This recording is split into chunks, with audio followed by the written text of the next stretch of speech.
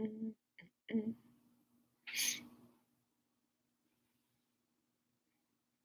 Hey, what's going on? How are you today? Good, I hope. Hey, hey, everybody. I'm so excited you all are here.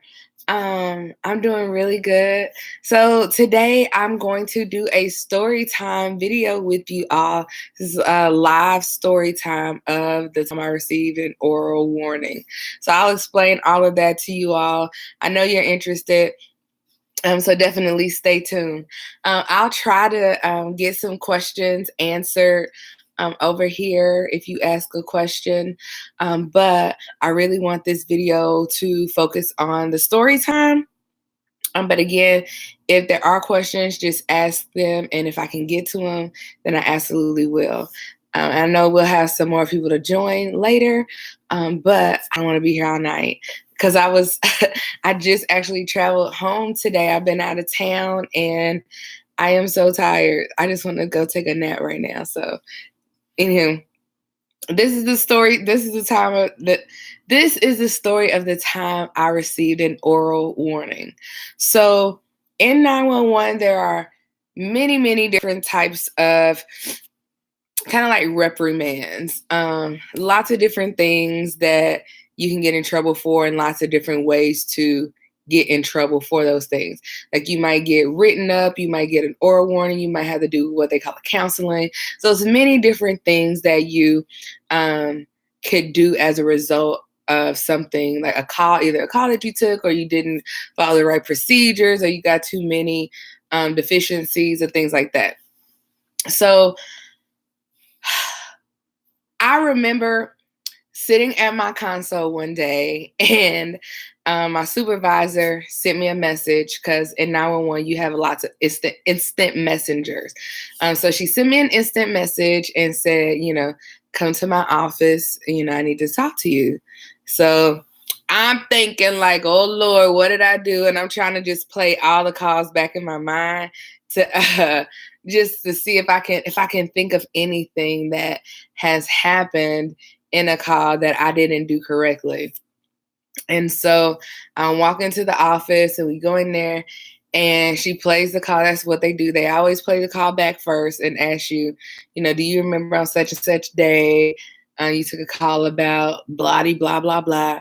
And so I was like, no, not particularly. She asked me if I remember taking a call. And the line was empty. I was like, no, I don't remember taking this call. So she played it back and it was a completely silent call. You heard me talking. You heard me talking on, and the recording went off, was the address of the emergency. Nobody was on the line. I was like, hello, 911. Do you have an emergency? Nothing was on the line. I said again, 911. If you have an emergency, can you tap on the phone? Can you tap or press a button on the phone? Because that's something you do, like when people are maybe being held hostage or in emergency situations. You always, ask them to tap on the phone.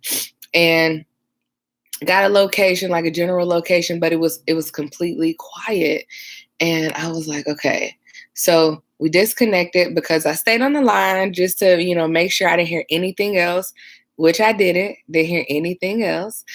And so I disconnected and I called back and the line it didn't ring, I don't think. Yeah, the line didn't ring or anything like that. I didn't have an address, like a specific location of, where that person was. And I called back again and it just rang. Just rang. So I didn't send help. The procedures and everything kind of said, based on what I heard on the call, which was nothing. And when I asked several times if there was an emergency to tap or make some kind of noise or do something like a scratch, anything like that, there was no response.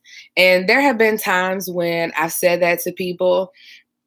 If you can hear me, press a button on the phone or tap on the phone, like, a little like tap like that. and people respond to that, and that everything's okay. But there was nothing. It was complete silence, almost like a just like a dead line, just like that happens all the time. So anyway, I didn't send help. Didn't have anywhere to send them. Didn't know what was being, I didn't feel that there was an emergency. When I called back, I followed the protocol. What I thought was the right thing to do. Well, then my supervisor told me that they received, or somebody received, an SOS from that phone number, which is like an emergency signal. It didn't come to us. I don't know where it went, to be completely honest. I think it may have went to the phone company. They received an SOS from that number. Now, I don't know what happened from that, or, if somebody died. Obviously, it wasn't anything major, because there wasn't court involved, and, it wasn't anything like major, serious, or whatever. But it was kind of scary to me to get that, so I got an oral warning because I got what's called a failure to send. So because that person sent an SOS signal to whoever that signal went to, the phone company or whatsoever, I received a failure to send because that person was in distress. And that made me feel so bad, because I thought if this person would have died, or something bad would have happened, I could have been or would have been responsible. And so that just, look, it bothered me a little bit. It kind of pulled at my heartstrings. And after that, I just said, you know what? I'm never going to have that problem again. I'm never going to, I'm always going to send them out, even when, I don't know, kind of like what to do. And so anyway, that is the story of the time that I got an oral warning or a write-up or whatever you want to call it. I'll answer some questions because I see some people over here chittering and chattering. I have a few questions that I can answer. And then, like I said, I was so sleepy. I'm so tired because I got in at about 12:30 this morning. I've been out of town for about a week and a half. And I'm just like so tired. So I got, hey, I can't say this name, Yavil. I don't know why I said it with an accent like that, but hey. Mariah, hey, from Phoenix. It says, Yavil says, I'm in high school right now. I called my police department and they told me they would process me when I graduated in 2009. Oh, that's 19. That's awesome.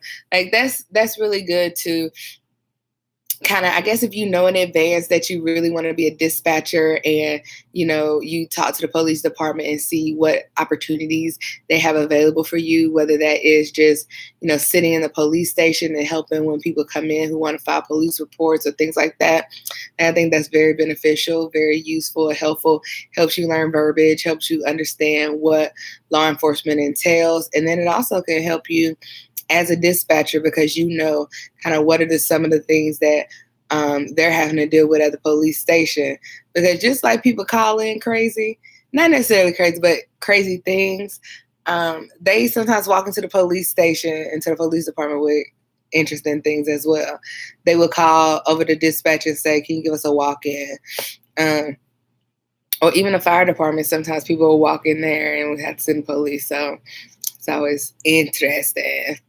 Hey, girls. Bree said, hey. All About Africa. Hey. That's my boo thing. So check him out. All About Africa. It's a fly at the door open. Jake said that's kind of creepy. Yeah, it is. It's like, it's really weird. That's why I say, if you all want to be a dispatcher, like, you definitely have to really sit there and listen to what's going on a silent call, especially. Like, that's why I say, like, I listen intently for a little bit of time, and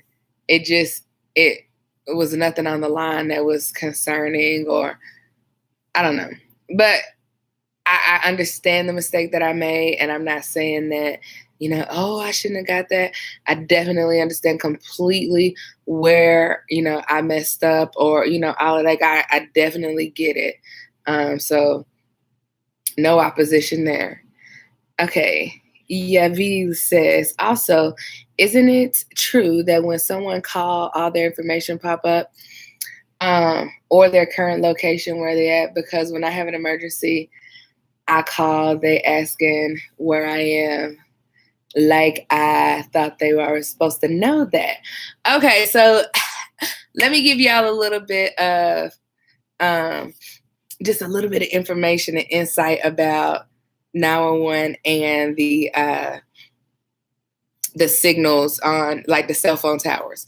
So it takes about, if you call from a cell phone, they do not immediately know your location. Like as soon as you dial 911, they cannot, it does not immediately pop up on the phone where you are calling from.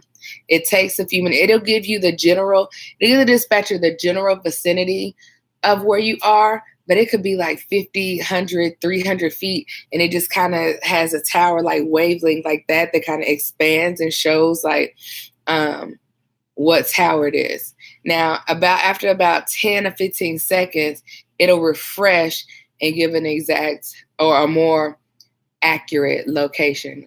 Those aren't always exact, but they are fairly accurate. So they can get you pretty close. Except like apartment units, like it's hard to determine which specific apartment unit it is, but apartment buildings, we can tell it's all there, but it doesn't show up immediately.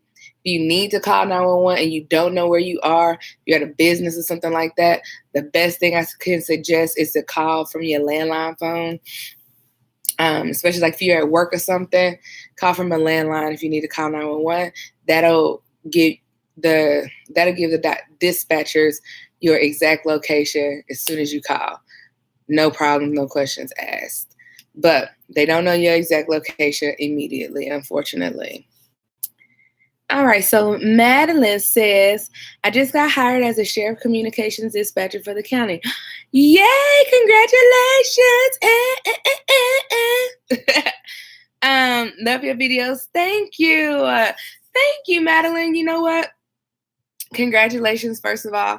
But you say thank you to me, but I just want to say thank you to you all because I love getting your questions. I love being able to help encourage you and get you through the process because I know it was not easy. It's not a hard process, but it's long and it's tedious. And sometimes it's hard when you don't know what the next step is and you don't know how long the next step is going to take. And it's not like a traditional job where you know that A, B, and C are going to happen and you know about how long that'll take. No, as a dispatcher or hiring for a dispatcher, you don't really know those things. And so some things may take you like 2 or 3 weeks and some may take you 2 months. I mean, some people, when I applied for the second agency, it took me about 6 months to go through the complete process. But the agency that I worked for, it only took 2. So it's crazy different. So I don't know. But I'm just really grateful that I'm able to help you all and speaking to you all. And you, like I said, y'all help me. I share with my boyfriend. I tell him that, oh, look at this email that I just got. I think it was just this morning. I was telling him, look at this email that I just got from this person. And this is what they're saying. And it just, I don't know, it just makes me feel all good inside. So I'm glad I can help y'all because I love it. I think we better fast food. I don't know what you said, but okay. Mariah says, do they judge the sound of your voice during the interview process? That's a good question. I'm not sure if that's something that they do necessarily, but they did tell me that I had a very calming voice. So I reckon that they do in such a way, in a little bit, but not maybe too much, but I don't know. They did talk about my voice, but it never was anything like, never was a deciding factor. At least I never thought it was. But that's a great question.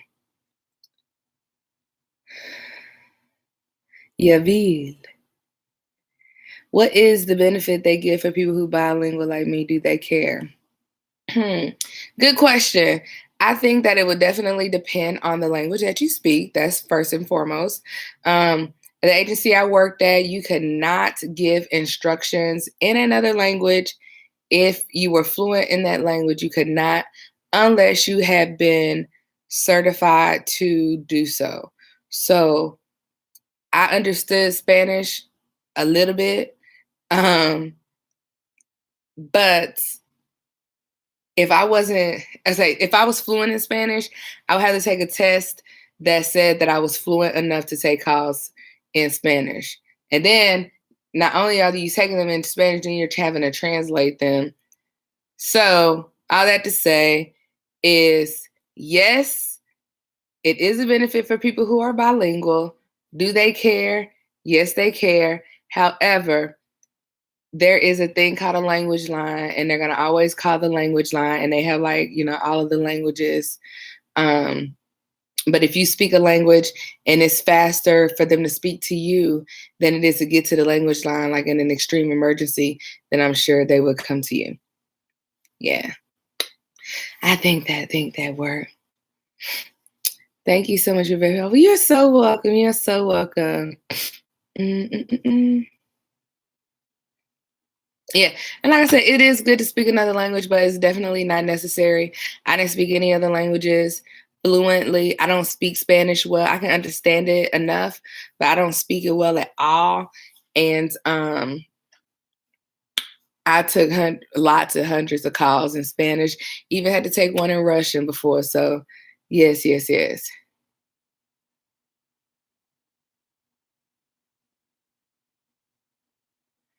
When I said it's better than fast food, I'm saying for me as a senior who's about to go to college, most kids work at fast food places like that to get who's right, right, right, right. Gotcha. Yeah, it is. It's different than working at a fast food place. Not necessarily better. You will make more money, obviously, but the stress load is going to be different. You're going to learn a lot of things, and your mindset will be different with working in fast food versus as a dispatcher. You'll just kind of learn different things. So definitely different as far as money goes, but as far as just like life and life experiences, different as well.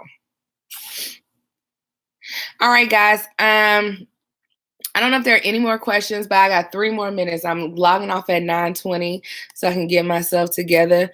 Cause look, my eyes, y'all, they just so tired. I'm tired, boss. I'm tired. So any other suggestions on what videos you like to see? Definitely let me know in the comments down below. Also, remember to send me any email if you're interested in asking any questions. And it's laurabryantsa@gmail.com.